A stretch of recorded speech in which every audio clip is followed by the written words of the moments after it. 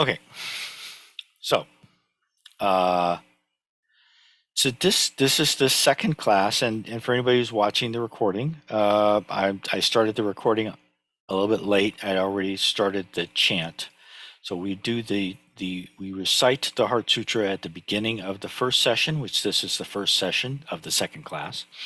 We'll recite it again at the beginning of the second session, and we'll recite it again at the end of the third session. Um, and So this is the second meeting of the class on learning to write the Heart Sutra in Chinese characters, or Hanja as they're called in Sino-Korean. And th- so this is second class. I think this is actually a very important class. We've kind of started.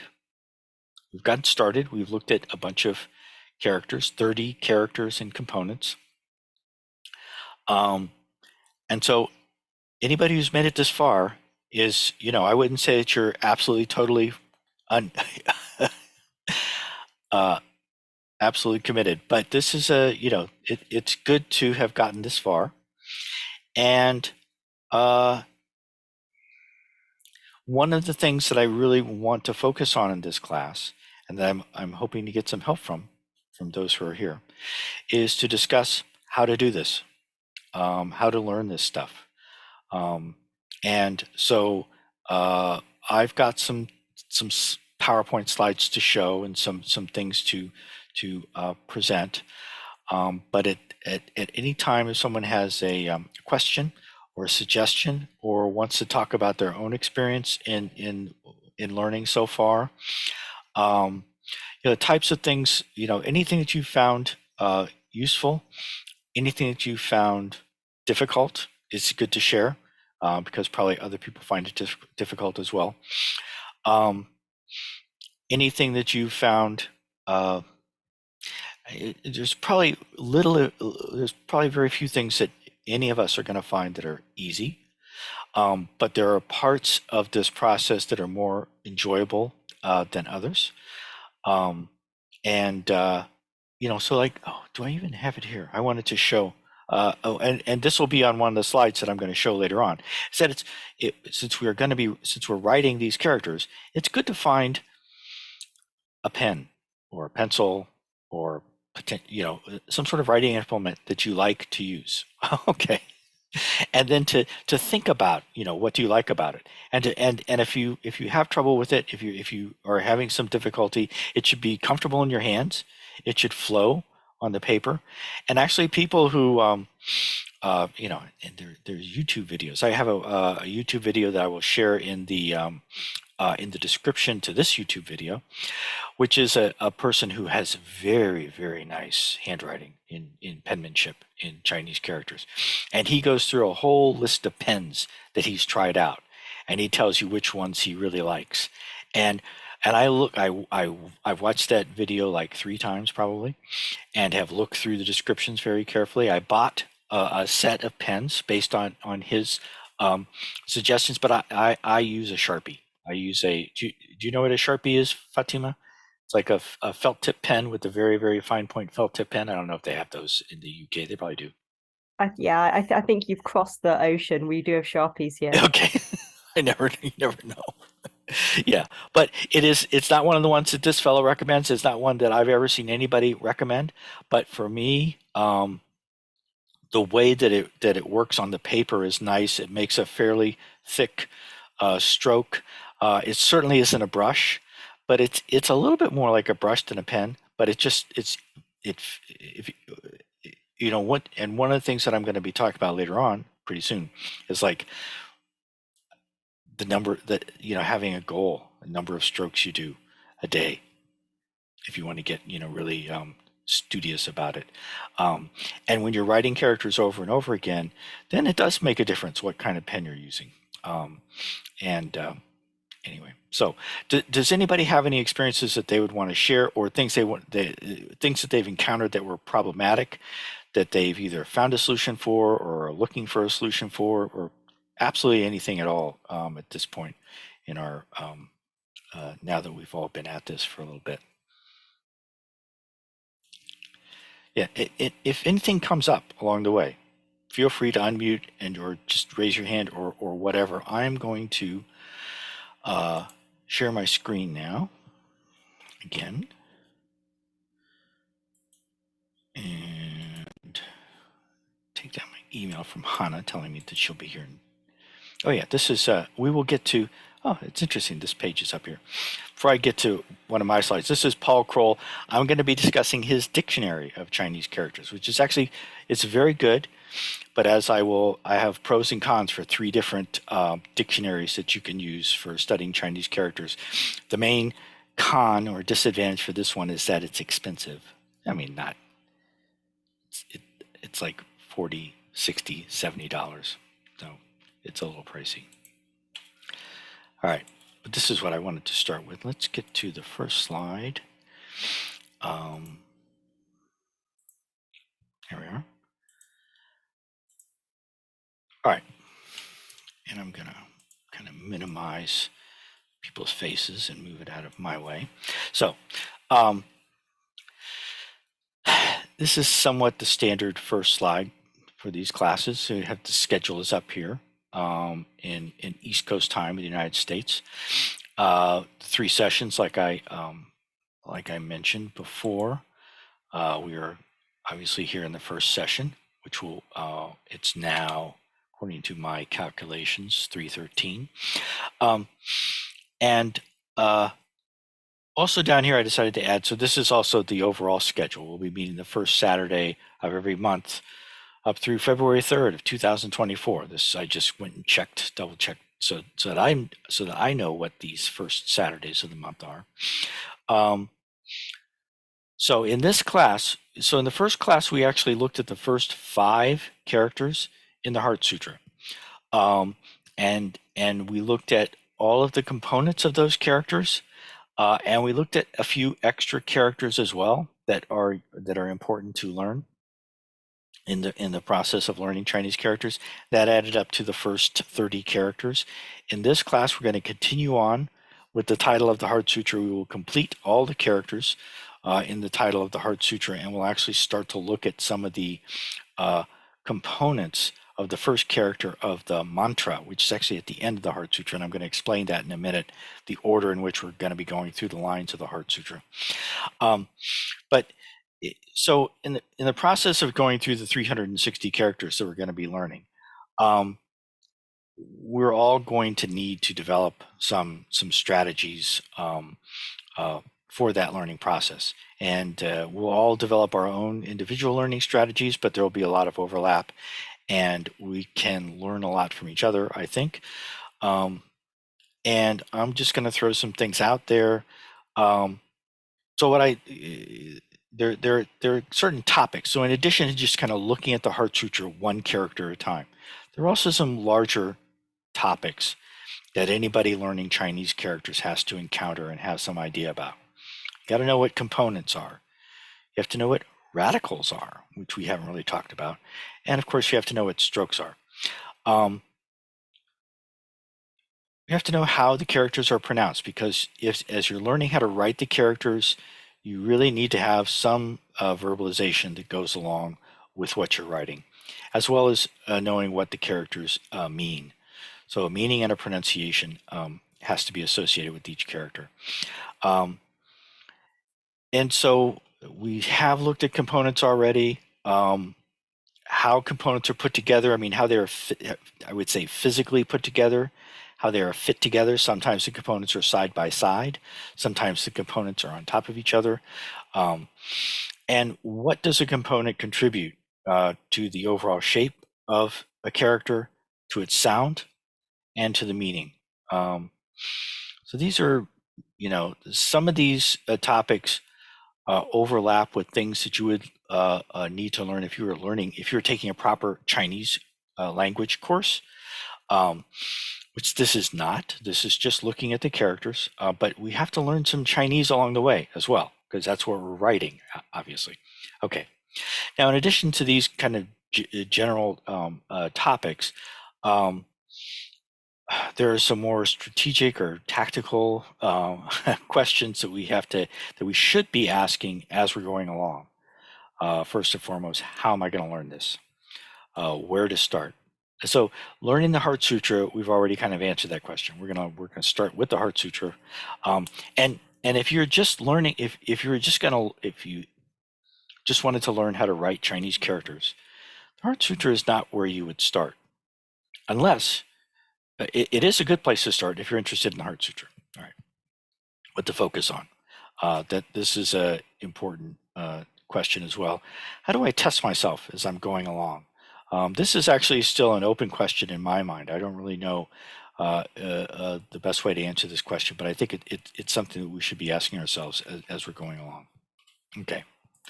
Now, so here, before going any further, this is the entire Heart Sutra, uh, cut up into, not really cut up, but color coded.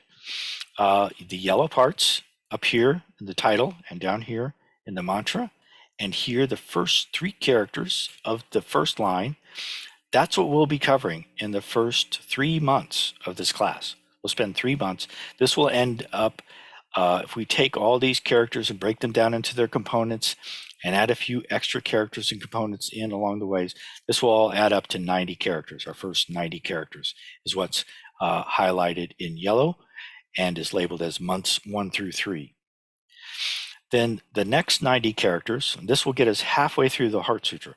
What's highlighted in green and labeled as months 4 through 6. This goes all the way up through line number 9. Okay. And then what's labeled in highlighted in blue and labeled as months 7 through 9 is just that, the next 90 characters, which takes us up through 270. And then this is the end, months 10 through 12, which gets us all the way up to 360, gets us to the end of the Heart Sutra. So this is just a good thing to look at, just to get an idea of where we are. We're at the very beginning still, obviously. But this is how the class is organized, and how I've you know, there is no, I wouldn't say this is an arbitrary division of the Heart Sutra, but I would say that this is, someone else teaching this class or someone else studying the Heart Sutra on their own wouldn't necessarily cut it up in this way, but this is what we're going to use as a guideline. Now, one of the topics that I mentioned that we haven't really talked about a little bit, you kind of have to talk about it as you're talking about writing Chinese characters, is the topic of strokes. And there is a very traditional way of talking about strokes that you'll find if you get a book. Now, in this class, I'm going to talk about dictionaries. One thing I'm not going to talk about, but that I will probably in the next class, and I might make a special separate video on, is books just on writing Chinese characters. Sometimes there are books on calligraphy, but a book on learning Chinese characters isn't necessarily a book on calligraphy. But whether it's a book specifically on calligraphy, that is how to write Chinese characters that look very beautiful, as opposed to just learning how to write Chinese characters that are legible and that people can recognize. Either way, you're likely to encounter this diagram here, and this is why the character young, which means forever or eternal, was included in the first lesson, because this is something that if you're taking this journey, beginning this journey into learning Chinese characters, you will encounter this diagram or something very much like it, that will say, oh, this is all the 8 strokes in all Chinese characters. And it's basically not true. People often refer to this, but it's an abstraction. And as abstractions go, it's not, abstractions by necessity are not quite the way things are in reality. This abstraction is a little further from reality than I would like. But nevertheless, it's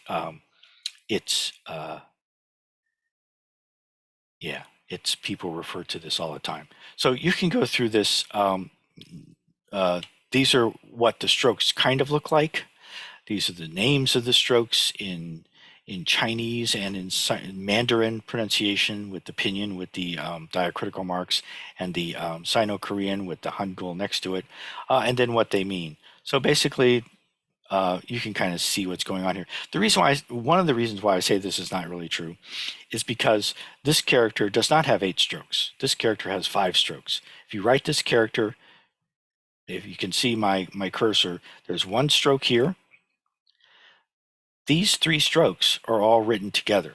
So the definition of a stroke in Chinese is that the stroke begins when your writing implement hits the surface that you're writing on, and the stroke ends when the writing implement is lifted again. Okay, so when you write this part of the character here, your writing implement goes down on, if you're using a Sharpie, your Sharpie goes down on the paper here, you go along here, and then it lifts up here.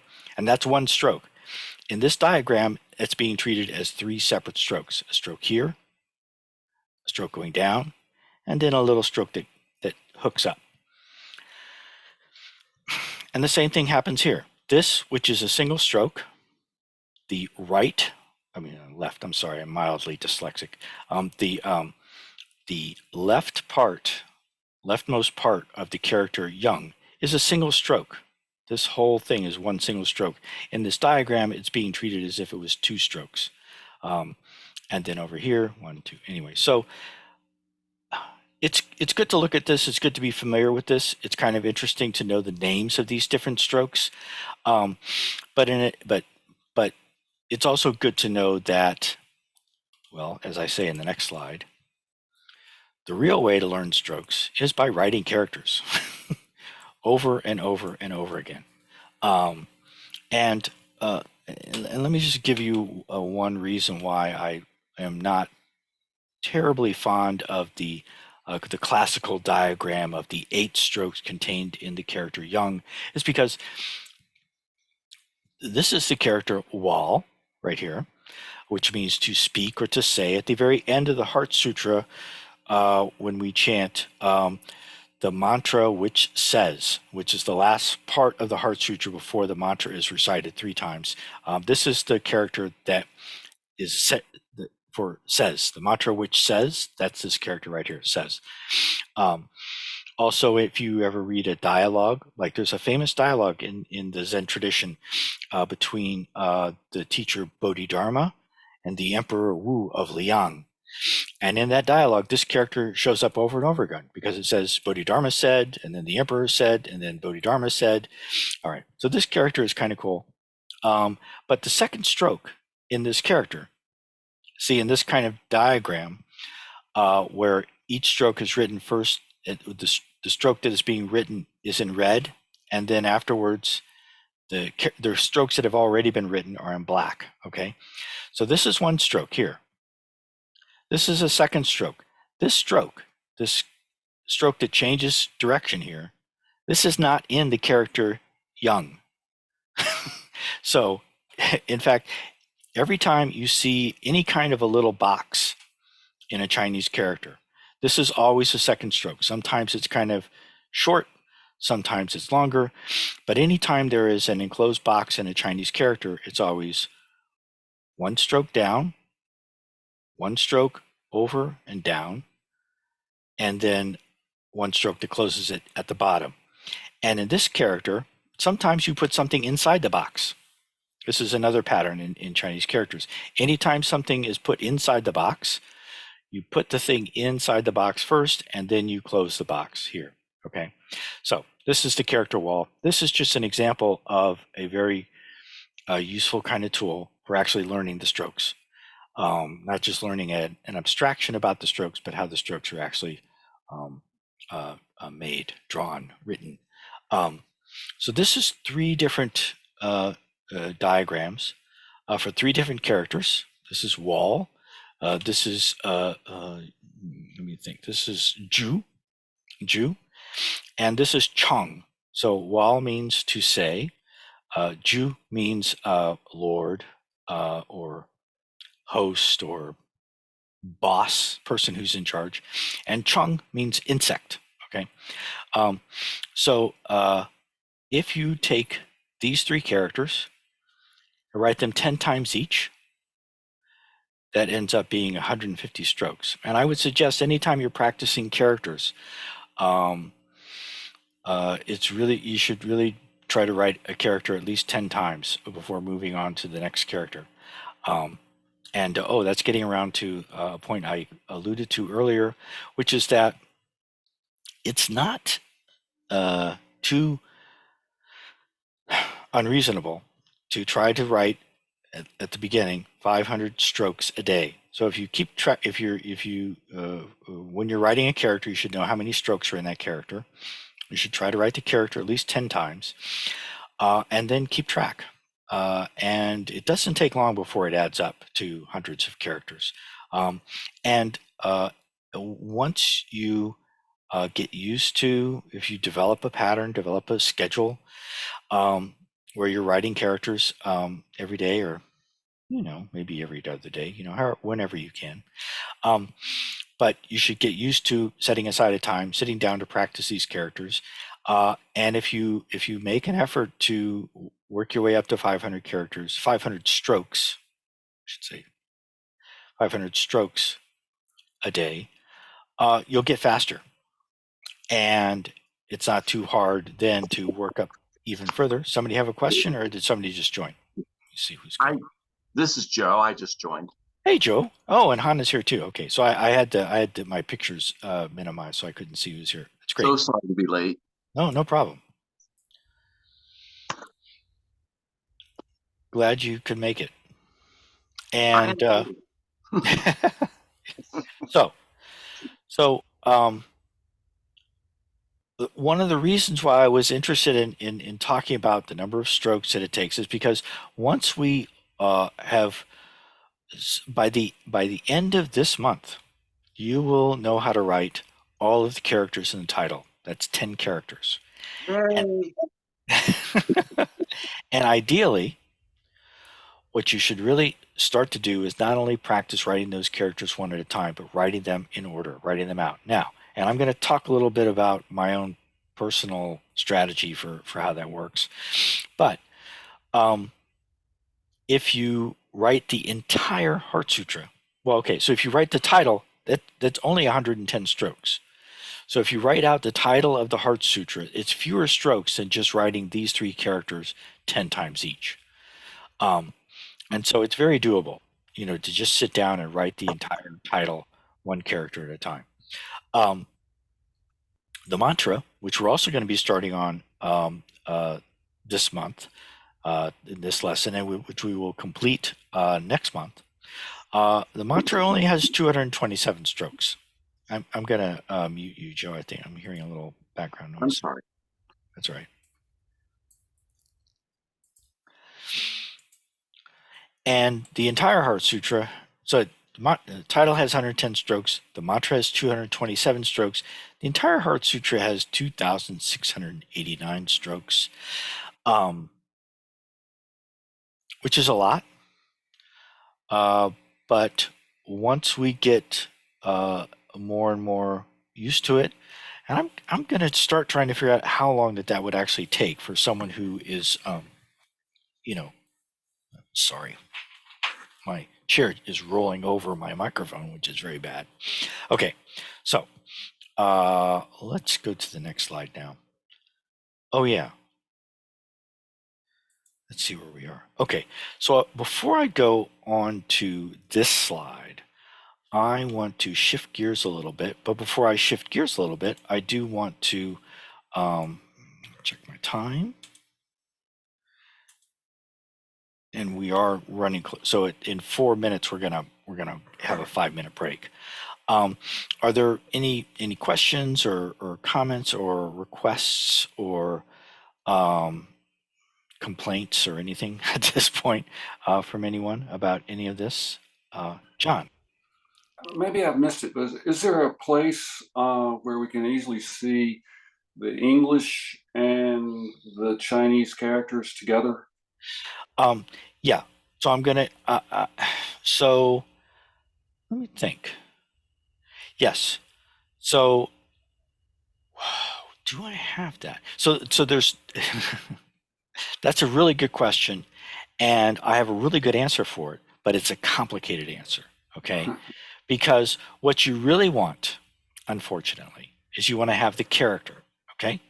Then you want to have the pronunciation, how you say it, all right? Unfortunately, you have to have the pronunciation twice because unless you have the Hangul, that is the Korean script, the romanization is always very imperfect, and you can't trust anybody's romanization. You really have to have the it makes things a little messier, but it's actually quite necessary to have the Hangul that goes along with the spelled out romanization. And then you have to have the English, right? But again, you have to have the English twice. What you need to do is you should have a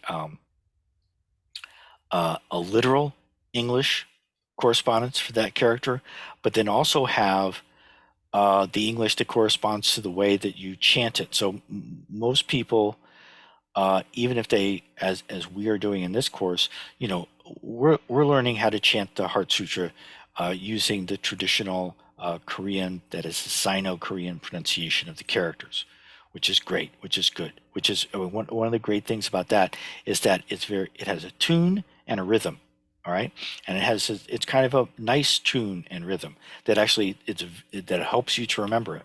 One of the reasons why chanting is such an ancient and important practice, not just in religion, but in literature in general, is because it's easier to remember something that is chanted, because chanting is basically reciting poetry out loud. And so the poetic aspect of the Sino-Korean helps to remember it. Mahabanya Bada Miltashim Gyeongkwan Jaje Bosal. I can remember it because of the tune and the rhythm.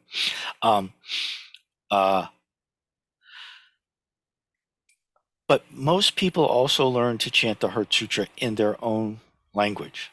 So in addition to chanting Mahabanya Bada Miltashim Gyeong, I also know to chant the Maha Prajna Paramita Hridaya Sutra, Avalokiteshvara Bodhisattva. When practicing deeply the Prajna Paramita, perceives that all five skandhas are empty and is saved from all suffering and distress, right? Okay, so the words that we use in reciting it in English sometimes don't match up very well with the actual meaning of the characters. So you end up needing like five things: the character, the how it's pronounced, the Hangul, the literal translation character by character, and then the not so literal chanted translation. Sorry, go ahead, John. All I'm asking for is the literal. I know. So Yeah. that it help me. That would help me learn the characters. Yeah. So the rest of it I can kind of figure out, or that's another question. All the rest of it, but just the literal translation of the characters. Yeah. It like where it says "forever" by the Young there. That helps. No, right. And I'm not trying to make it more complicated. Honestly, I swear, I want to make it simpler. But you can. So what I will do is I will make a Word file available that has those five things that I just mentioned. So it'll be kind of messy, but you can go through that and you can take out what you don't want, right?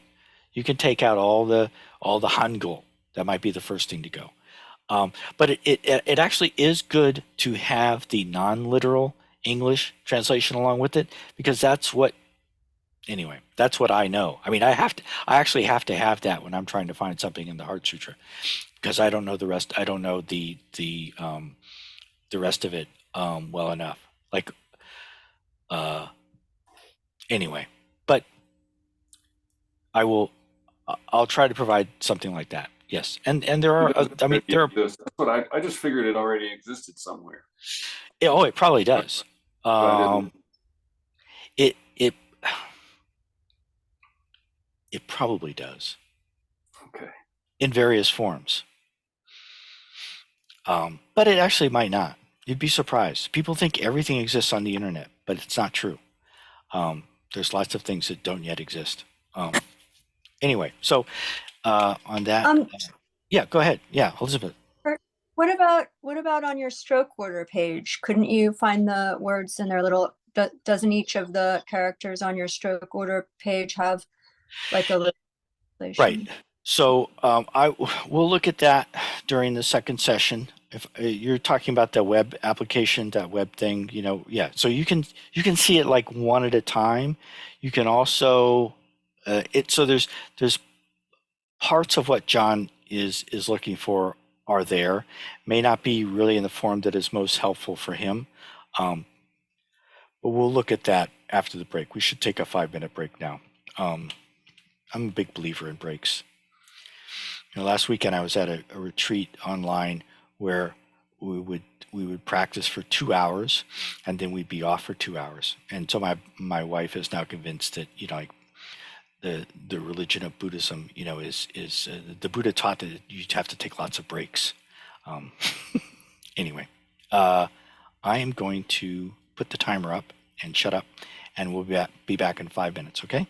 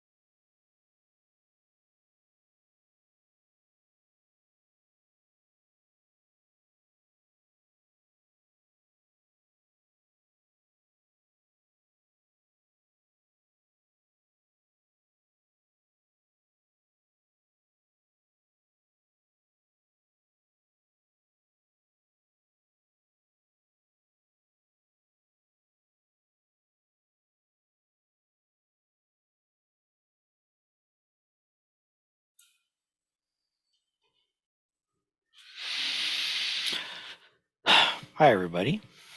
Welcome back from the break. Oh, and so now we're going to recite the Heart Sutra again, which is a good thing. Let's see, where do I have that? Oh, no, here.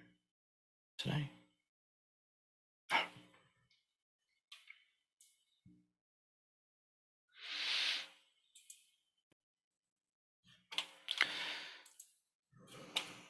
There it is. Okay, I'm going to share my screen. I'm going to mute myself.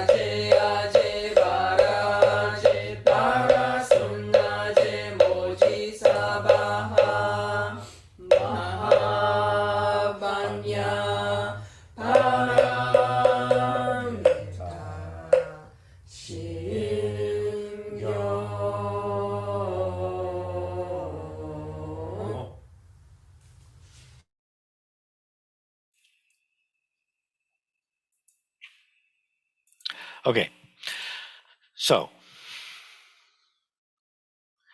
yeah, let me show something that kind of addresses what John is asking about. Let me see if I can find it here. But not. Oh, here it is. Good. Yeah.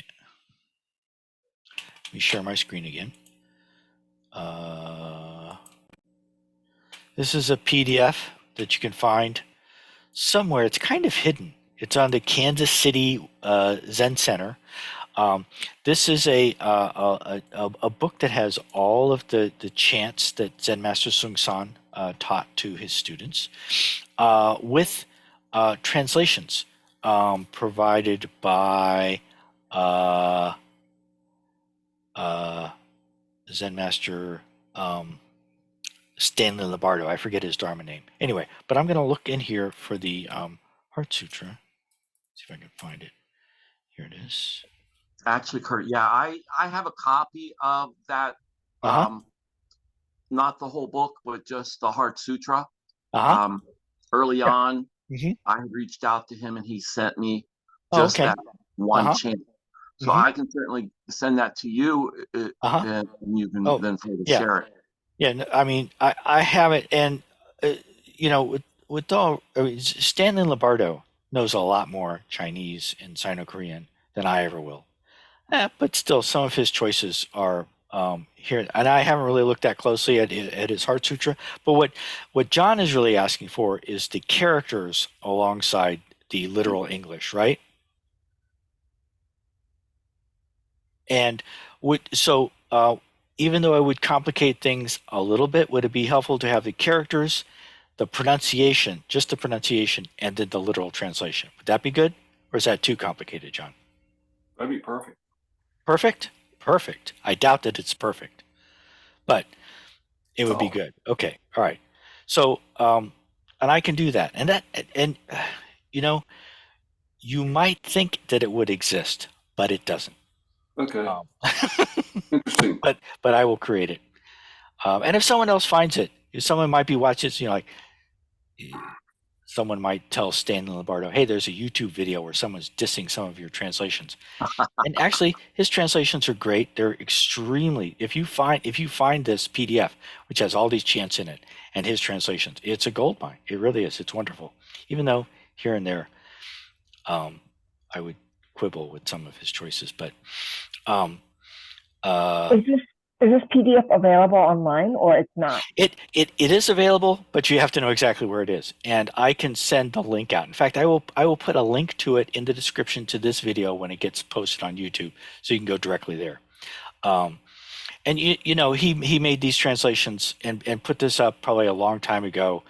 And if you go to their main page, you start clicking around, you won't find it. You have to. I have no idea how I found it, but I'm pretty sneaky like that. I find things. Okay. Let's see. So that's a very good, helpful suggestion. And I think that will be good for people to have that. So I'm going to make that happen, as well as providing a direct link to the entire thing by Dr. Lombardo, who is when I say he knows a lot more Chinese and Sino-Korean, I mean, this guy is a professional in addition to being a professor of classical languages and literature. He's also a award-winning translator. I have his translations of Homer's Iliad and Odyssey, and they're just wonderful. They really are. He's also a classical Greek scholar as well. So it's not just Chinese and Sino-Korean that he knows no more than I do. He knows a lot more, a lot of things. Anyway, so there is John got a question in before the break. Does anyone else have a question or a request or a funny story or anything that you'd like to share? Yeah, this is Joe, if I may. Joe, I'll bet you have a funny story, don't you? Well, I've got all kinds of funny stories. No, but one thing I wanted to mention earlier is earlier today I had lunch with one of the Cincinnati Zen Center members who is instrumental. She's going to be the abbot of the new Wilmington Zen Center. Okay. Oh, what's her name? I have that. It's Suze, S-U-Z. Okay. Yeah. Right. Okay. Yeah, Suze Krautwalder. And so we were having lunch, and I took her a scroll of the Heart Sutra because this new Zen center is like renting a space within like a yoga studio. But so I told her, I said, hey, I know I've got some extra Heart Sutra scrolls, so I'll bring you one. So I did, and when I showed it to her and opened out, there's all the wonderful Chinese and all the strokes. But I was able to brag on you, Kurt. I said, well, look here. If we look at these first two characters over here, this is Maha. Yes, it is. Right. And then I at the end of that title, I said, and this is Heart Sutra. And I said, I learned that in my Chinese character class with Kurt. So and so one thing that was fun. So I don't mean to cut you off, Joe, but that reminds me. If you go looking at calligraphies of the Heart Sutra, half or more of the calligraphies that you will find do not have that maha at the beginning. Oh, really? Hmm. They just go right into Prajnaparamita Hridaya Sutra. Interesting. And Hmm. half of the ones that don't have maha don't have Prajnaparamita either. They just start with Shimgong. Huh. Interesting. And so when I was first beginning to study this, that drove me nuts.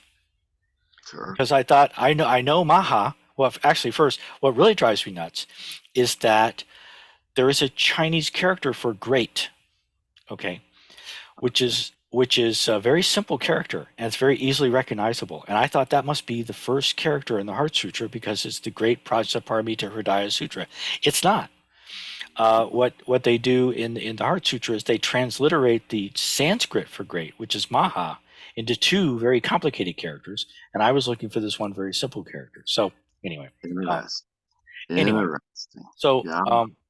Kurt, did you yeah, notice by chance, for example, the scrolls that I have all include Maha, okay. Prajnapara, and they're all Japanese. I'm wondering, are there scrolls Oh. that might be Chinese that Mhm. don't include it more so? Yeah, I don't know.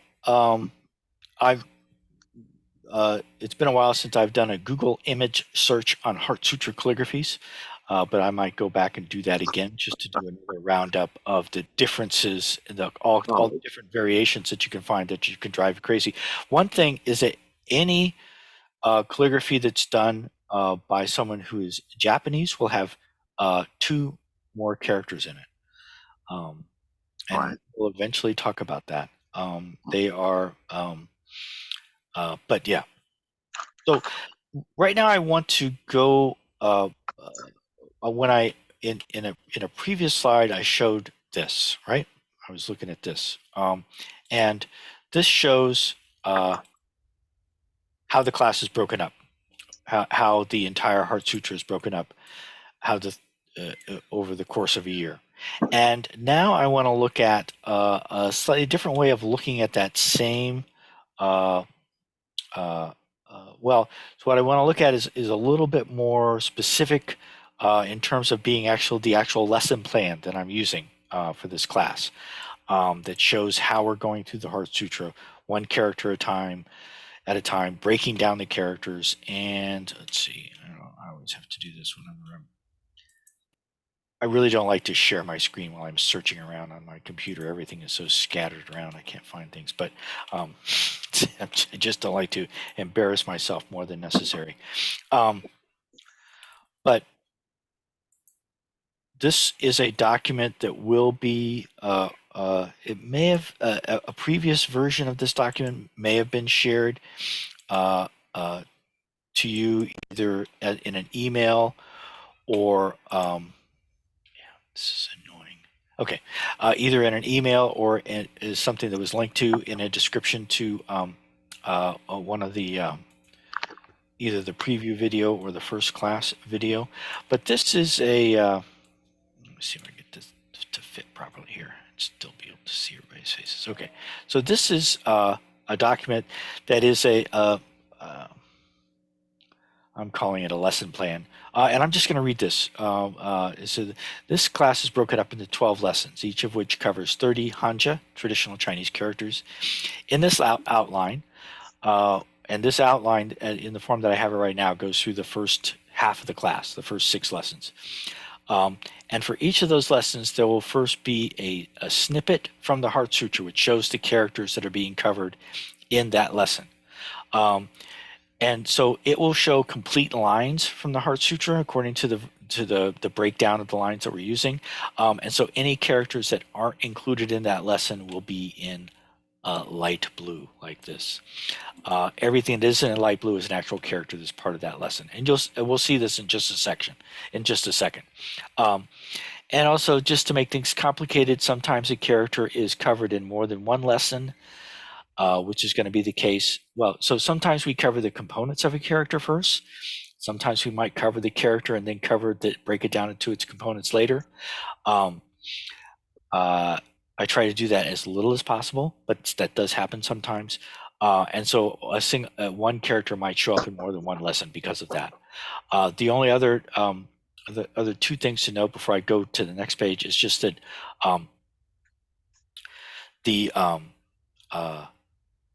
when I number the lines here, the title is just called title, and the mantra is just called mantra, and the first line is number 1, which comes after the title.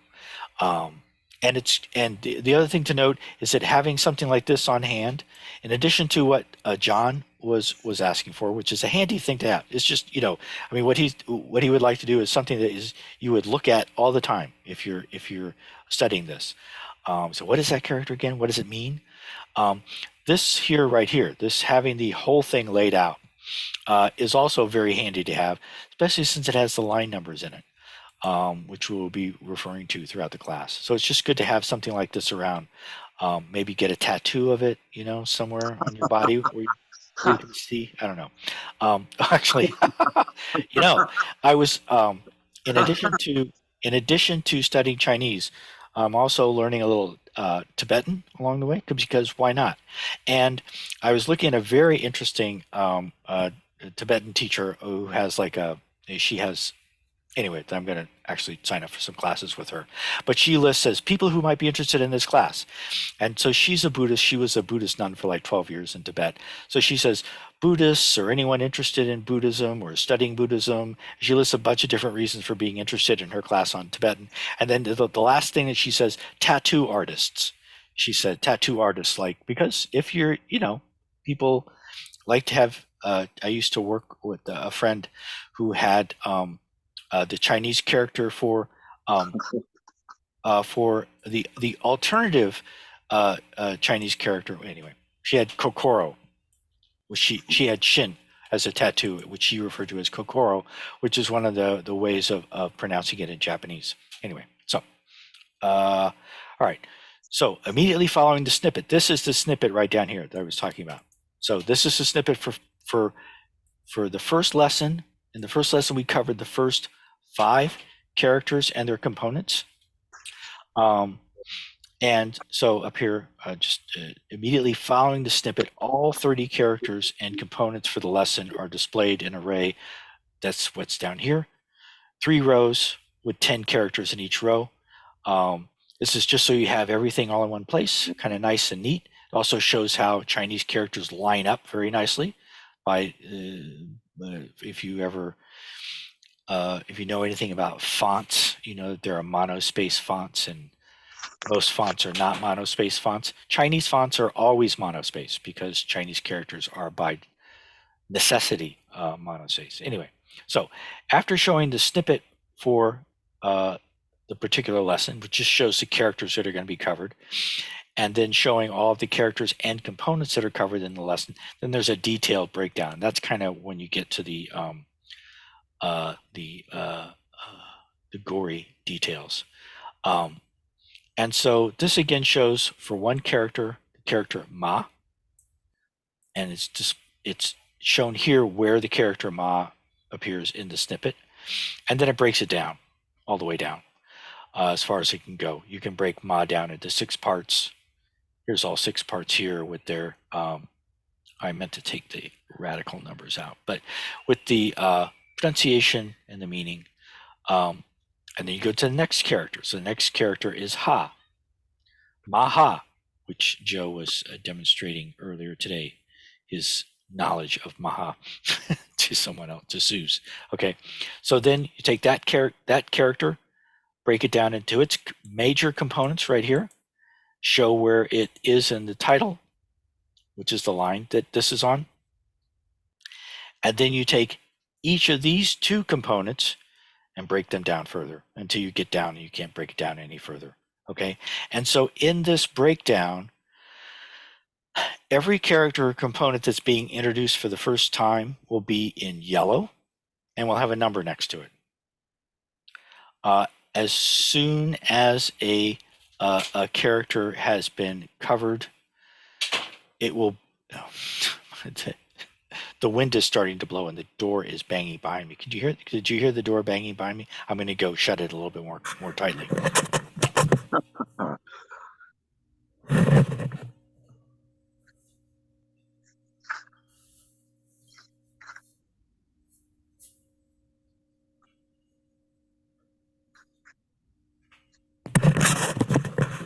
So hopefully our weather won't get too interesting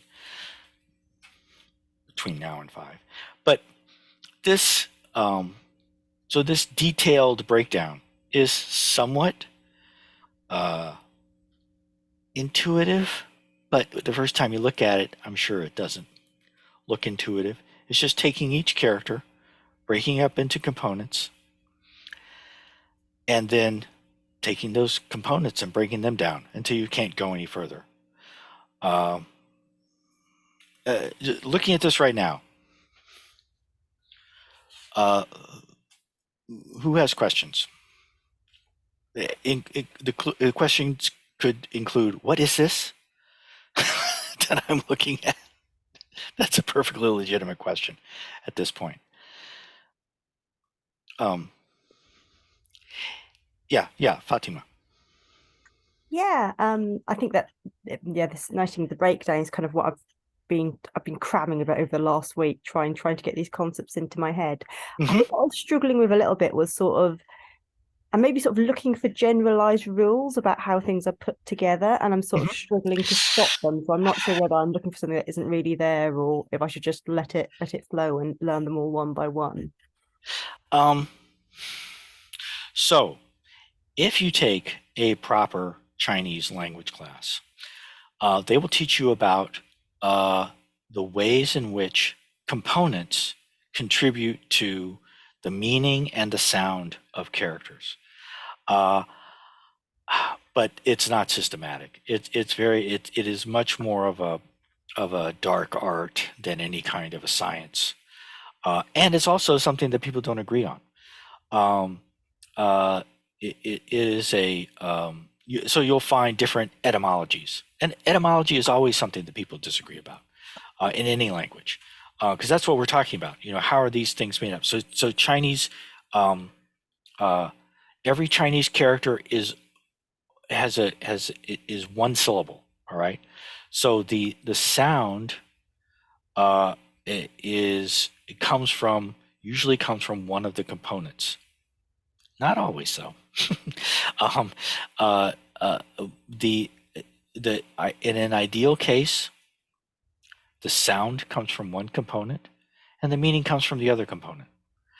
And that's a very, very, very rough description of what's called a phono-semantic compound in Chinese, and I do not know. You'd have to ask Stanley Labardo or someone else who actually knows Chinese to really get a better idea of the way that this happens. So what I look at compounds from the graphemic perspective is just how they contribute to the overall shape of the character, and in hand waving terms, usually the components either come together this way or they come together this way, and that's pretty easy to recognize. And you build up a vocabulary of these components. Now there is we're going to talk about radicals in a little bit, and that doesn't really help to explain, in my opinion, it doesn't really help to explain the kind of question that you're asking, Fatima, but it does. Well, if you study the history of radicals and the way they've been used in Chinese, it does reassure one that no one has really figured this out, because people have changed their minds over the years. So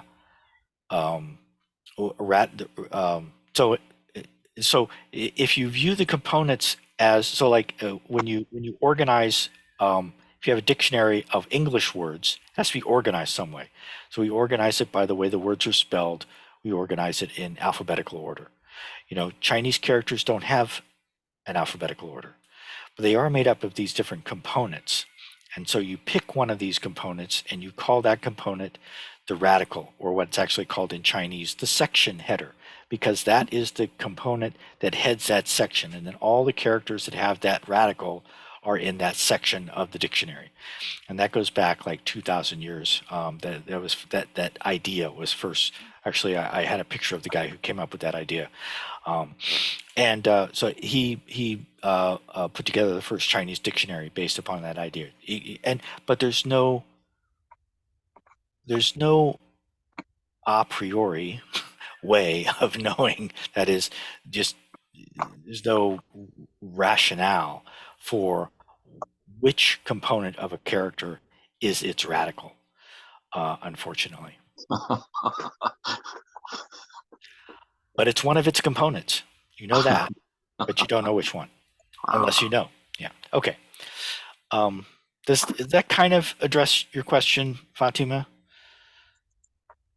Yeah, that's great. I think because in my head, I'm a crammer. I like shortcuts, so it's quite Yes. yes. Actually good for me knowing that I've got to actually just put the hours in every day. There's no excuses around it. Yeah. And so the best shortcut is just to learn the components. The best shortcut is to not get too to know about radicals and know what they mean and know how they're used, to know the strokes and everything, but to really focus on the radicals. People, whether they're learning, and this is also very popular for people who are learning Japanese, where you have to learn, you can learn Korean without learning Chinese characters because you can do it all in Hangul. You cannot learn Japanese without learning Chinese characters, which are called kanji, which are an integral part of the written Japanese language.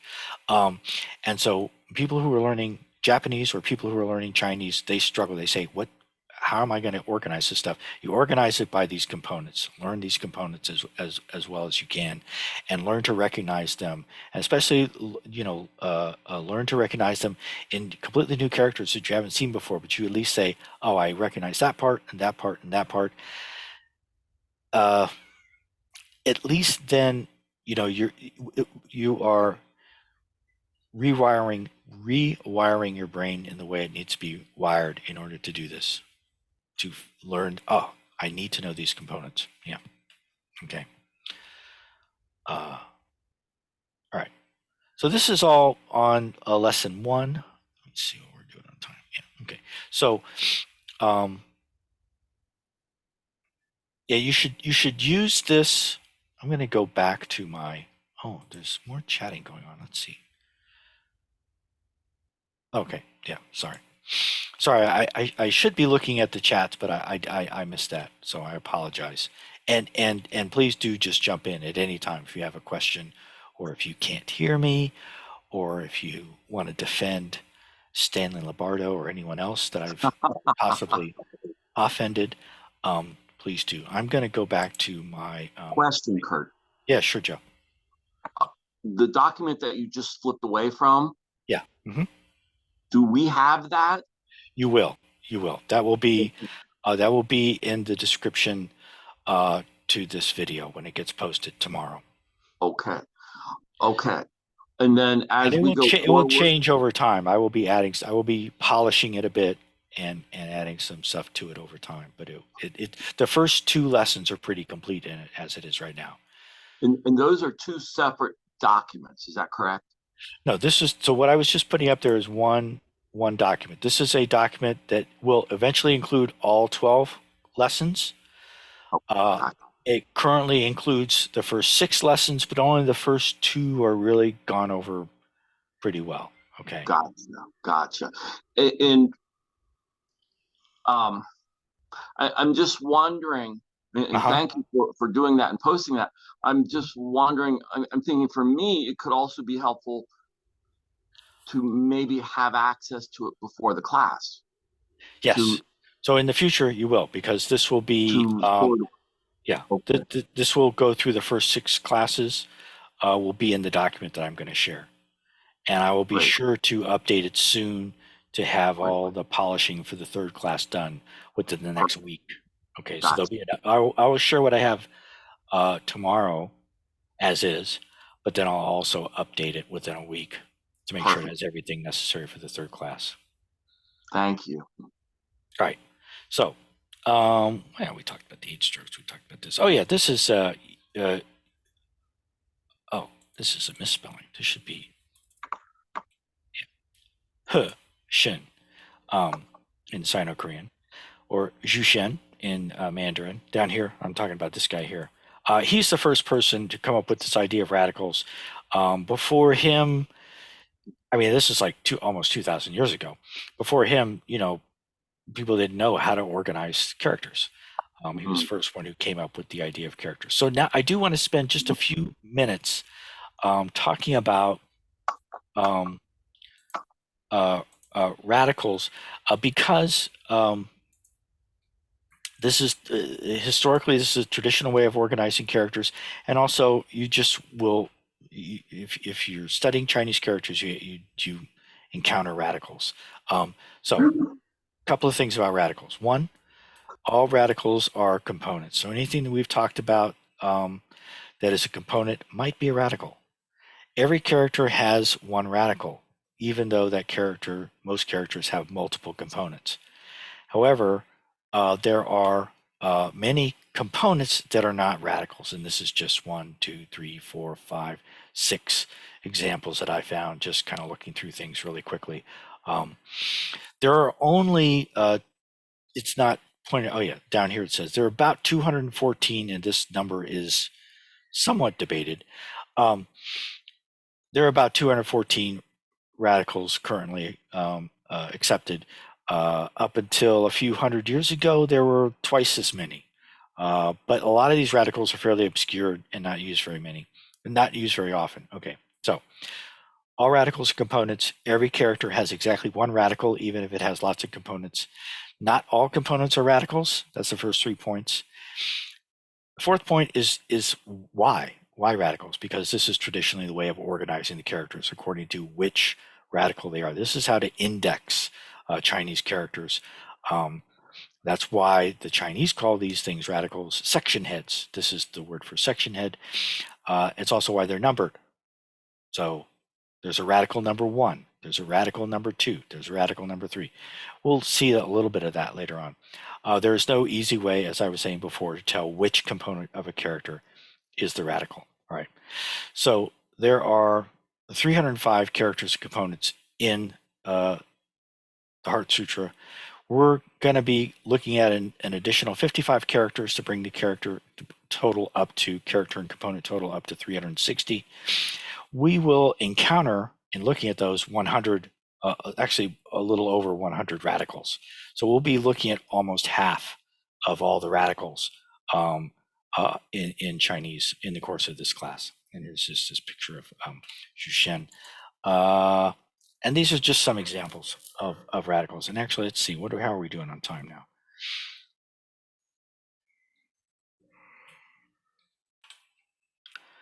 I think,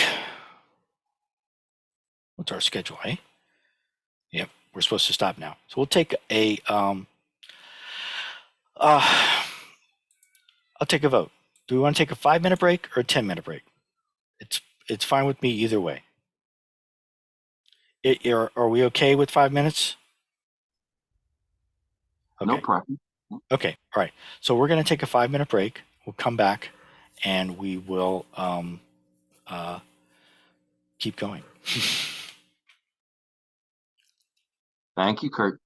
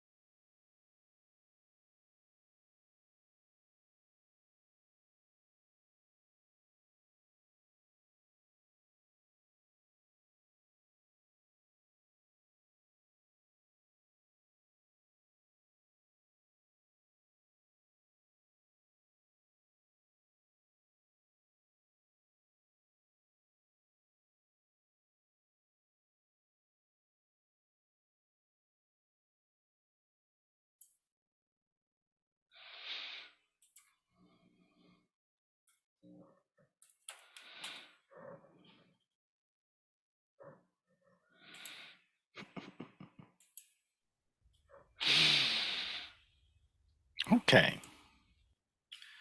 The break is over.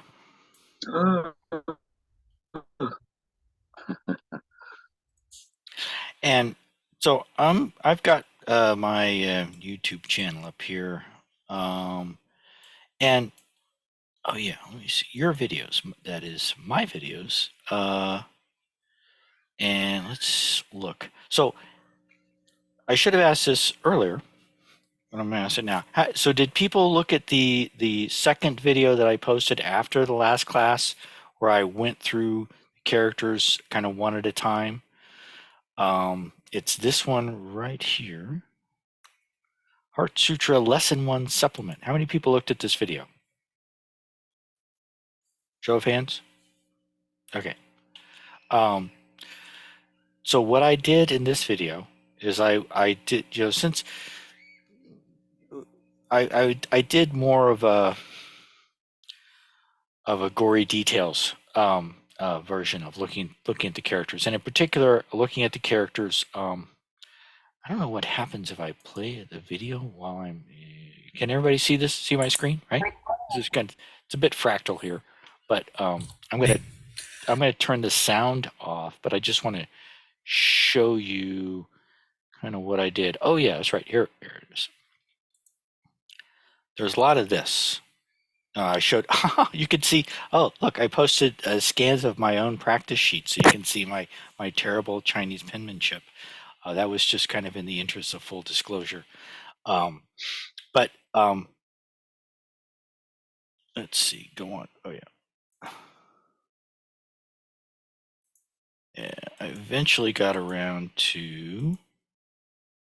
Yeah. So I do encourage you to look at that, and then also, so yeah, here it is. And I'm going to show this again. But so please do look at this video, and I will post another supplementary video for this class within a week of this. And there's only so much that we can cover in 2 hours. I feel strongly that when we are together, it's important to have as much discussion, question and answer, back and forth interaction as possible. But at some point, I just have to go through these characters one at a time and say, look at this character. These are the strokes. This is how it looks. Show you the stroke order animation. Show you the components. Show you the meaning. Show you what the radical is for that character. And I don't want people to like fall asleep or go running away. But you really do have to have that kind of a gory details as part of the process of studying these characters. And so I'm going to do that again for all 30 characters in this class. And then also in that video, I also go through several different learning tools that I encourage people to use. I show you how to make practice sheets. I show you some sites online that you can use that are helpful. Anyway, but now I want to kind of look at that again. Look at the, I'm going to show a slide from my PowerPoint presentation. And this is my current strategy slide, how to learn Chinese characters. First of all, use the lesson plan that I showed to keep track of where we're at, where we've been, where we're going. It's basically the roadmap for this class, and it's a roadmap for this class, but it's also a roadmap through the Heart Sutra. Use the memorize class, and if you don't know what I'm talking about, it's a I can actually let me just show this. Does everybody know what I'm talking about when I say memorize? Maybe you do, maybe you don't. Okay, all right, good, all right. Okay. Yes. All right then. Use that. That will help you. You want to learn to recognize these characters, and you should be able to look at a character, know how to pronounce it, know what it means. And that's different from, it's not completely, it's not at all irrelevant to, but it's not the same thing as being able to write the character. But you'd better recognize the character, know what its pronunciation is, and know what its meaning is. That's necessary in order to be able to know how to write them. Joe, go ahead. Question? Within Memrise, is there a specific course that we should be picking up on and following, or can we just look at these individual characters of Heart Sutra? It's my course. I made a course at Memrise. Okay. And it specifically follows these characters. It's broken up into one lesson at a time. Each lesson has 30 characters. And so there are a couple of other good memorized courses that are very highly relevant to this. None of them cover specifically the Heart Sutra, but I will link to one other that I do recommend. That's good. But it will cover mostly other characters. It will cover the kinds of characters that you would learn if you were just taking a standard, introduction to Chinese class. Which overlaps some with what we're doing, but it certainly isn't the same. In addition to Memrise, I've created some flashcards. Now you can just download the file that I have for flashcards, and you can print them out and cut them out yourself. I can make them, and I've kind of perfected, let me say I'm in the process of perfecting the process of making these flashcards. They're pretty nice. If you want my flashcards made and sent to you, you have to go to my Patreon page and pay me money. Because there's a certain amount of outlay on my part to have the materials to make those. Okay, so this is just kind of learning. This is the kind of rote learning that you do: multiplication tables, learning how to spell, whatever. This is a lot of this is where a lot of the rubber meets a lot of the road right here. This step 2, and then even more so here in step 3 of this kind of strategy. I use practice sheets and stroke order diagrams to learn how to write the characters. So you can memorize these characters, know what they look like, have them all down pat in your head, but then writing them with pencil and paper, pen and paper, one stroke at a time, is connected to that, but the writing part is a separate skill that you have to learn. I would recommend that you keep track of your strokes. Try to, and this is so, like, I'm talking to myself here as much as anything else, because I'm also learning these. I mean, I've been studying these characters for quite some time, but learning how to write them out and really knowing them down pat and being able to sit down and write the Heart Sutra out is something that I am working on. And I know from my own experience that if you set aside the time and really do it, writing a 500 strokes worth of characters is very doable, very doable. And if you get used to it, and if you set aside the time and really make a point of doing it, if you have a pen that you like, you have a system, a place to sit down. You don't have to, if you see pictures of people doing calligraphy, it can get very involved.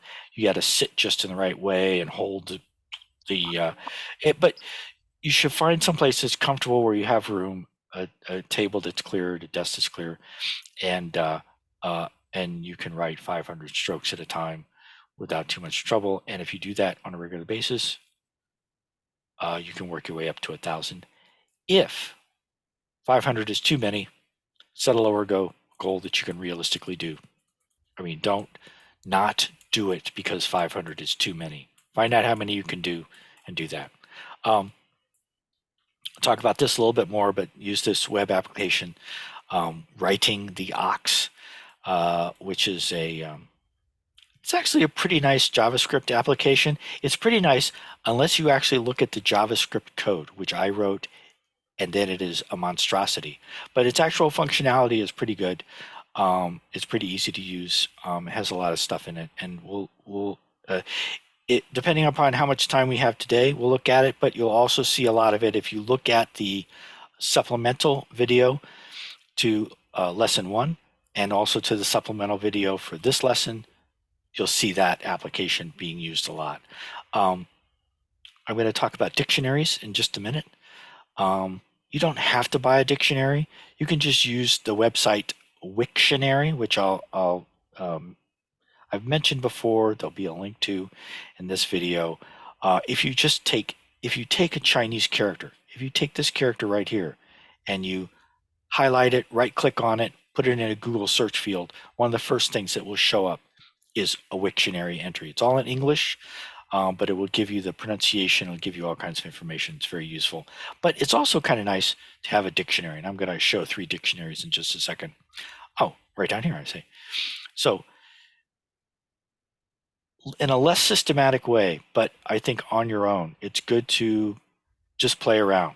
Use Google, use Wiktionary, use YouTube. You can go to YouTube and just copy and paste a Chinese character into the search field in YouTube, and you'll get YouTube videos about how to draw the character, the history of the character, how to pronounce the character, all kinds of stuff. You can find a lot of stuff just on your own playing around. And lastly, I'm going to emphasize again the importance of learning the Heart Sutra by heart, learning to reciting and writing the Heart Sutra. Reciting is a lot easier, and reciting also will help you a lot in learning how to write the Heart Sutra. This is just an example of the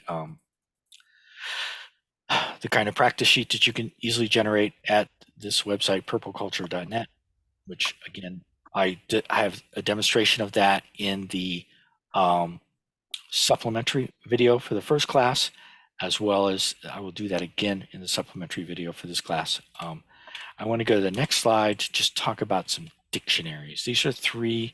So I'm recommending these dictionaries. I'm not recommending you go out and get any of them, get all of them, or even get one of them. These are the ones that I have, that I use, okay? And so I can honestly recommend them. This first one is really wonderful because it has for 880 or 808 common Chinese characters. It shows you the Japanese, Mandarin, and Korean pronunciation. In fact, let me just show you, because I have it on Kindle. I'm just going to bring up my Kindle and show you it. So it's only $9.99 on Kindle, which is relatively inexpensive as far as books on Chinese characters go. But as for each of these, so I give the pros and the cons, and the cons that I give for this one is it has all of the usual terrible Kindle problems. It's hard to search, and Kindle by design does not want you to be able to cut and paste easily, it's just, in my opinion, it's just a crime to have an electronic document that you can't just easily cut and paste, copy from in particular. But what are you going to do? And this is the way that so this is the first dictionary. It's called the Chinese Character Cognates. Cognates because it's showing here and here. Let's see. Here we go. This is just a table. In theory, you can click on one of these. So that time it works. Sometimes it works. Sometimes it doesn't.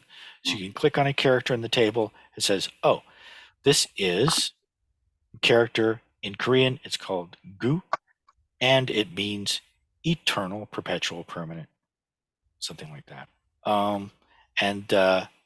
This is just typical. Let's find a nice character. Oh yeah, this is a nice simple character. Another gu. This is 9. This is the number 9. I think this is 9. Is this 9? Yeah, this is 9. It says Scott. Chu. Oh yeah, Chu. Yeah. All right.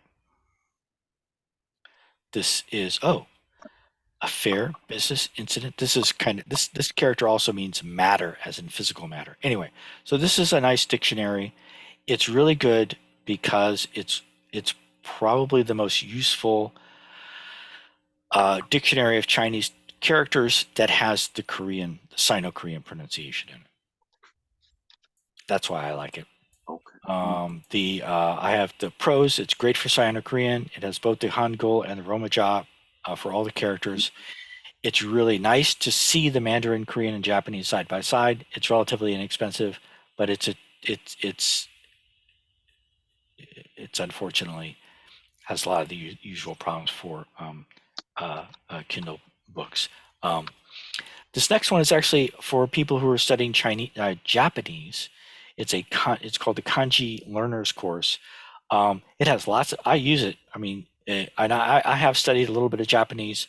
I use this. It has lots of kanji in it. Kanji is the Japanese name for Chinese characters. It's a little pricey though.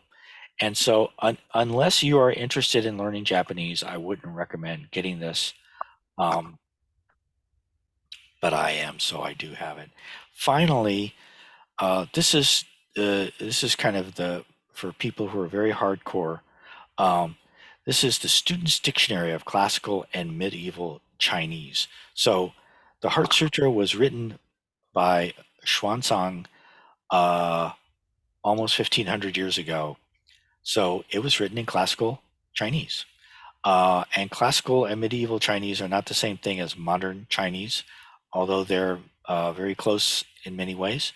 But let me just read the description. As a lexicon meant for practical use, it immensely facilitates reading and translating historical, literary, and religious texts dating from approximately 500 BCE to 1000 CE.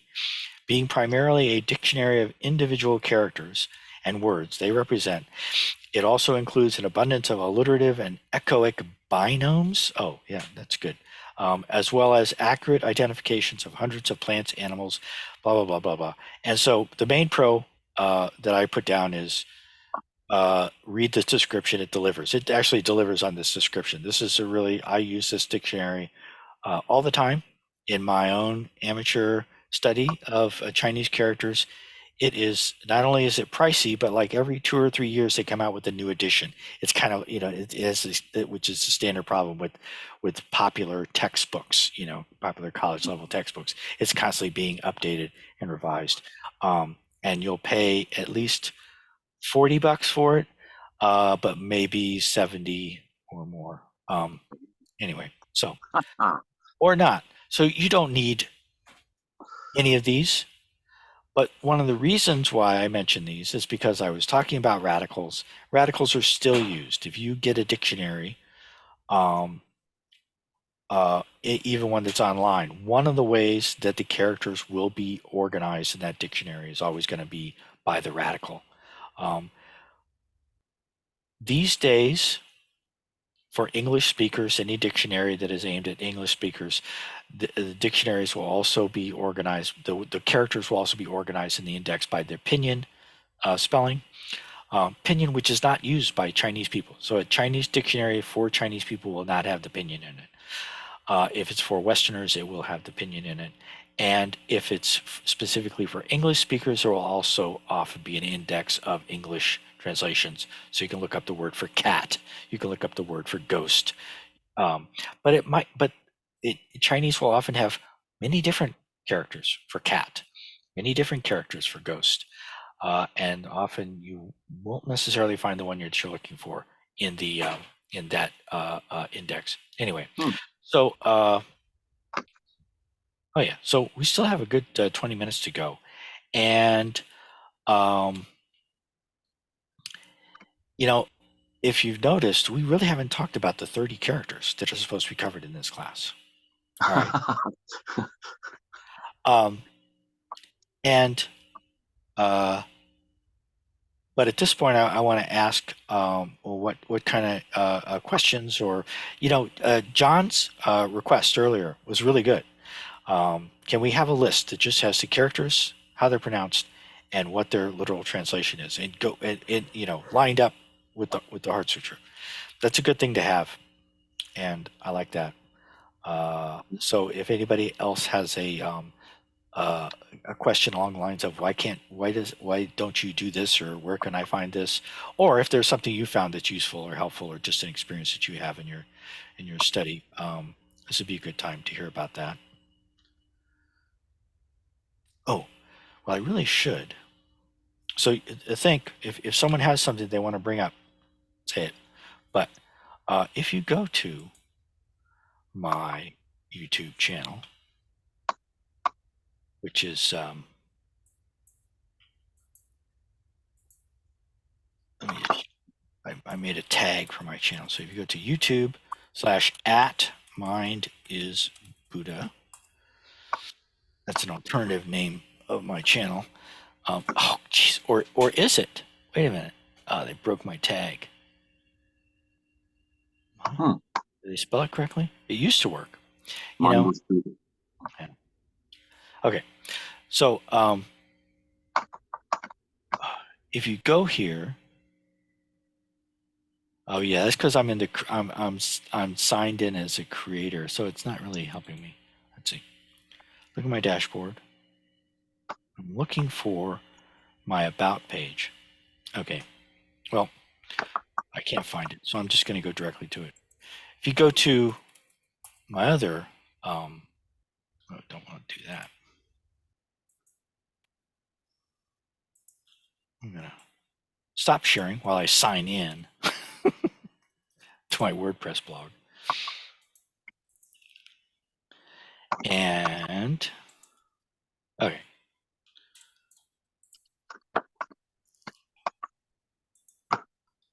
Start sharing again.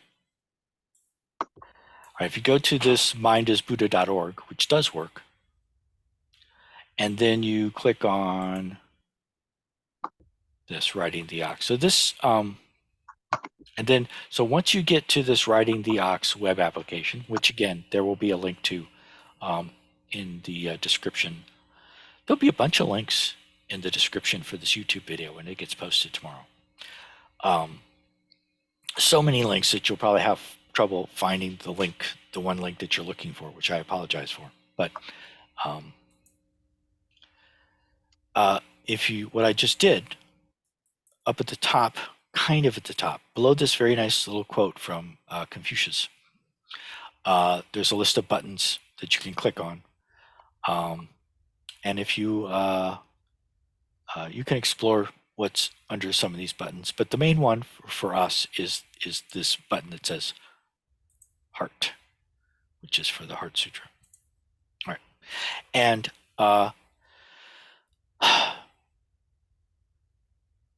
last month we did these 5 characters, but we actually only did Ma and all of its components, and then we did the components of Ha, but we didn't do Ha itself. We did the components of Ban, but we didn't do Ban itself. We did the components of Ya, but we didn't do Ya. When I say we didn't do it, I mean I didn't assign it. I didn't say learn, practice, study this character. I did say learn, practice, study these components. And we did the components of Ba, but I didn't assign Ba. But in this month, we're starting off with Banya Bara. Ha Banya Ba. But we're also doing Ra Mil Ta Shim Gyon. Do you see where my cursor is as I'm going? Because as you move over any of these characters, it becomes highlighted in blue. And once a character is highlighted in blue, you can click on it, and then it shows you, oh, what does it show you? It shows you the pinyin pronunciation. It shows you the location. Here it says H.Ra.14, which means that this shows up in the Heart Sutra. It's pronounced Ra, and it shows up 14 times. If it was in other chants like the Sandokai, who here knows the Sandokai? Anybody here know the Sandokai? The equality of difference and sameness, which is a wonderful chant originally in Chinese, written by an ancient Chinese Zen master a long, long time ago, now primarily associated with the Japanese Buddhist tradition, but it's a beautiful chant, which I also have the text of in here somewhere in this application. Anyway, this is I have a field for Korean, both the romanized pronunciation and the Hangul, how many strokes it has. Of course, the meaning, which is good to know, and the radical, which we talked about. So in this case, the radical is given as, in the radical field, it's given as a number. And then if the character itself is a radical, then only a number appears. If the character,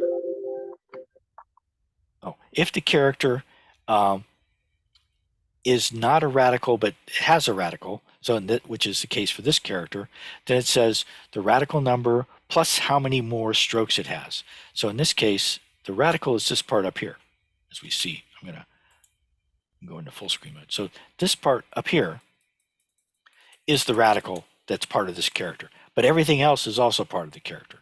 So it's this radical plus 14 extra strokes. And then one of the most important things about this is that in addition to being able to look at, this was what Elizabeth was referring to earlier, if you just want to say, what is this character, how is it pronounced, and what does it mean? Well, that's here, along with a bunch of other stuff. But in addition, it also shows you, well, where else does it show up in the Heart Sutra? Because when I clicked on this character, all of these other instances of that character also became highlighted. And then also, you have the stroke order animation. And this is, so like, having an animation is really important, because otherwise you don't necessarily know which direction the strokes go in.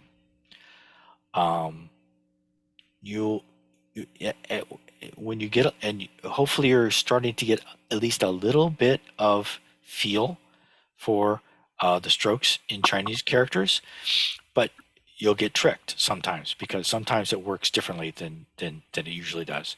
Usually strokes go from top to bottom and from left to right, but not always. Sometimes they go up, sometimes they go across the other way, and in theory, at least, it makes a difference. When you look at a character, if you don't know the direction of the strokes, it's hard to tell. Because if you're learning Chinese characters and you're looking at a character that you don't know, you say, which direction does this stroke go in? You need a stroke order diagram to be a stroke order animation to really be sure. Like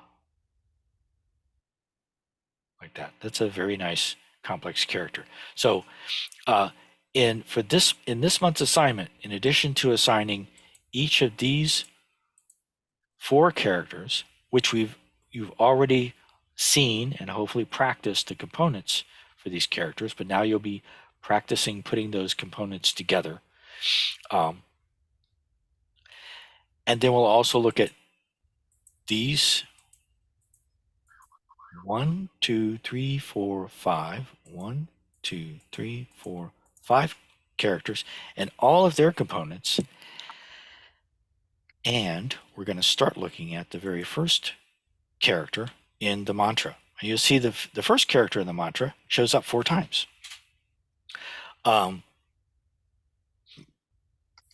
And we are actually only going to cover these 4 components in this lesson. Okay, next month we will cover all the other components of this character, as well as the character itself, as well as the rest of the mantra, which includes, so this is A, J, if you remember from the chanting, A, J, Ba, Ra. Now these are both characters that we already covered in the title. You see, when I click on Ba, it's showing up here in the title. See it up here? It shows up. So the phrase paramita, Bharamilta, or Banya Bharamilta actually shows up 6 times in the Heart Sutra. So those characters, banya bara milta, banya bara milta, those 7 characters show up 6 times in the Heart Sutra, which I talked about a little bit in the first lesson. It's yeah, it's one of the main places where in the Heart Sutra you're actually reading a transliteration from the Sanskrit and not something that's actually written in native normal Chinese. Anyway, a j ba ra a j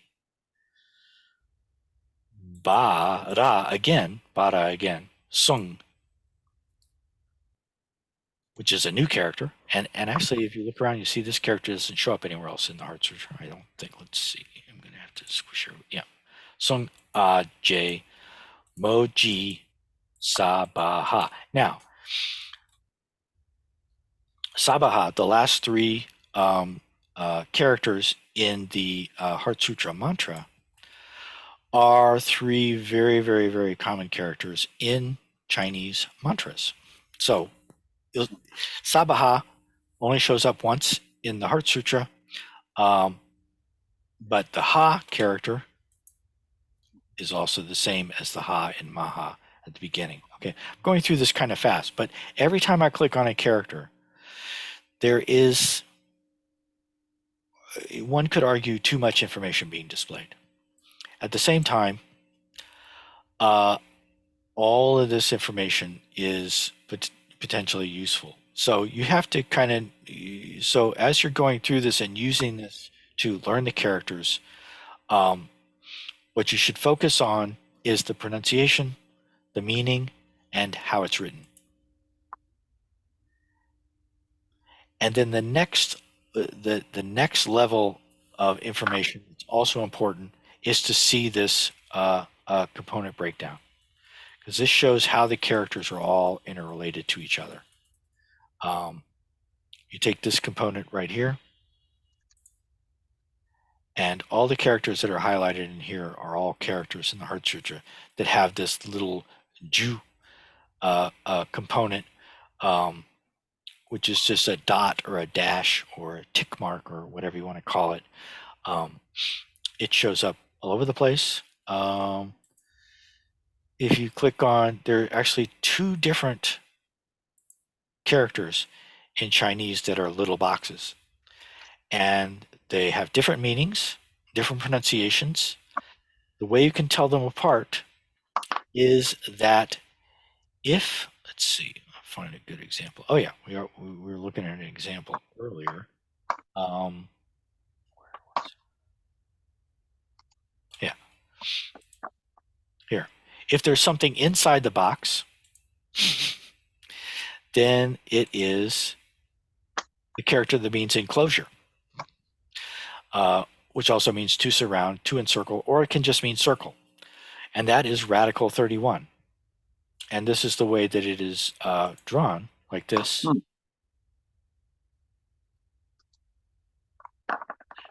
And oh yeah, it shows up here. Here's an example of that box with 2 things inside of it. This is the character for I.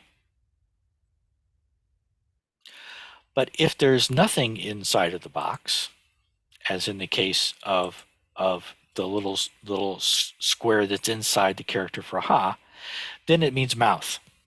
So for whatever reason, Chinese characters never put anything in their mouths. It's a stupid way that you can remember that. If there's anything inside of it, it's the we character, which means a circle. If there's nothing inside of it, then it's the gu character, which means mouth. And they're both drawn the same. Now, people will say, oh, the we character is actually slightly larger.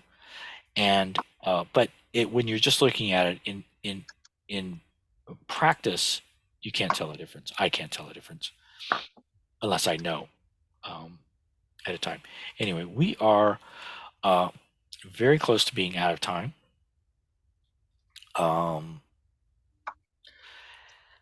And I do want to be sure to look for the supplementary video later on. Now, you know, I think the supplementary video will be helpful, But if you just take if you take the characters that we have and you go and you look at the stroke order animations for them and just practice writing them, that's the main thing.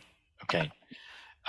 Especially if you supplement that with looking at the memorized course, where it will help you to learn the meanings and the pronunciations, and just recognize. So we write with the hands and we recognize with the eyes, and you have to learn both of those.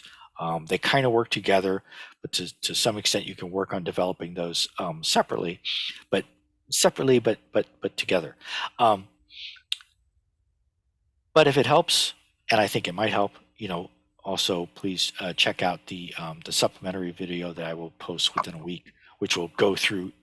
Instead of just kind of running through it like I just did, I will say, now we will look at Ha, and this is how it is written.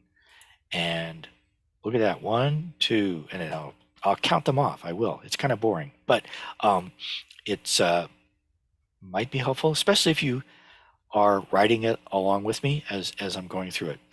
Anyway, but are there any closing thoughts or requests or things that I should have put in that I didn't get in there? Okay, well, yeah. No, Kurt, I was just going to say, since these are all numbered, traditionally, when young Chinese people start to learn, are they? I mean, do those type of courses for a certain age or grade levels say that okay, we're learning 1 through 50, or is it varied? So they wouldn't be necessarily numbered, but if you're taking a class in Chinese, whether you're a young Chinese person or an older non-Chinese person, you'll have a vocabulary list, for every lesson. That's basically, I mean, and the vocabulary. So the vocabulary list for a given lesson, each item might be numbered, but those numbers are just, I mean, they don't have any meaning outside of that particular course. And the one thing that's good to have a number for is, as we go through the Heart Sutra, we can say, oh yeah, we already did that character, or we already did that component, and it was number, and then you can find it again. It's a little bit helpful in that way. And it's, so for me putting it together, it's absolutely necessary that I number them, that I keep track. Okay. So in some sense, I'm sharing my pain with you in doing that and showing you the numbers. But it is, you do want to know what have I already covered, what is new, and even if every time something comes up, you don't want to say, "Oh, I already know that one." I mean, you want to ask yourself, "Do I know it? Can I write it?" Anyway, sure, makes sense. But the numbers don't have any other significance than that. Okay. We are going to chant the Heart Sutra one more time, and then we'll end. And then we'll be done. Thank you very much, everyone, for coming. This is helpful to me, and I'm willing to bet that it's helpful for other people as well. But I know for sure that it's helping me to learn how to write the Heart Sutra, and I thank everyone for that.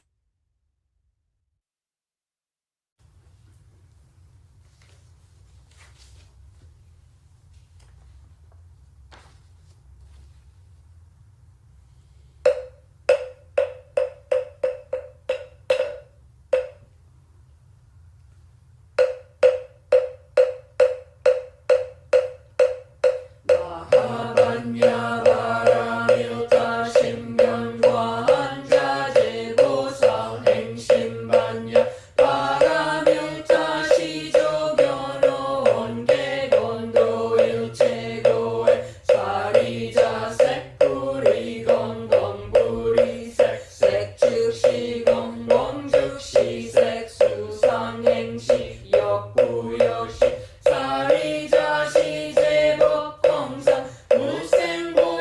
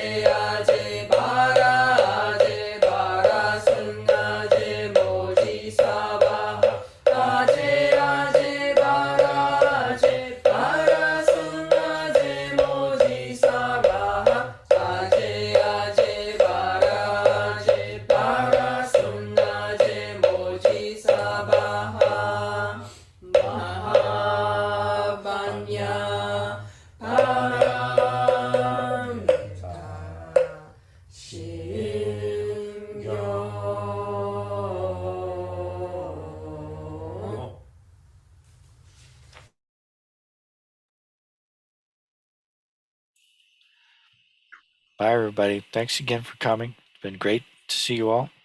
Thank you, Kurt. Thank you. Thanks. Thank you. Good night, everyone. Bye, everyone. Goodbye. Bye-bye. Goodbye.